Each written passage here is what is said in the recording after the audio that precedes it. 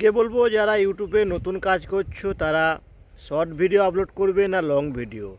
Actually short ভিডিওতে কি হয়, আপনার প্রথম যেটা ক্রাইটেরিয়া আছে 30 লাখ ভিউজ, সেকেন্ড যে ক্রাইটেরিয়াটা আছে সেটা হচ্ছে 10 লাখ ভিউজ, মানে 10 মিলিয়ন।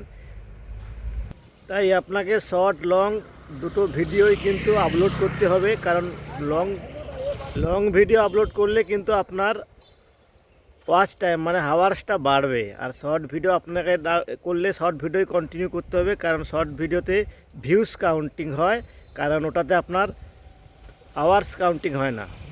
এবার বলবো, আপনি লং ভিডিও যখন শ্যুট করবেন কিন্তু মোবাইলটা আড়াআড়িভাবে ধরবেন, কারণ সোজাভাবে যদি আপনি মোবাইল ধরে শর্ট ভিডিও আপলোড করেন, সোজাভাবে মোবাইল ধরে আপনি যদি ভিডিও আপলোড করেন বড় ভিডিও, সেটা কিন্তু শর্টে চলে যাবে, কারণ এখন নিয়মটা আলাদা হয়ে গেছে। তাই আড়াআড়িভাবে আপনি লং ভিডিও যখনই বানাবেন আড়াআড়িভাবে মোবাইলটা ধরবেন এবং ভিডিও শ্যুট করবেন, তারপরে কিন্তু আপনি আপলোড করবেন ইউটিউবে।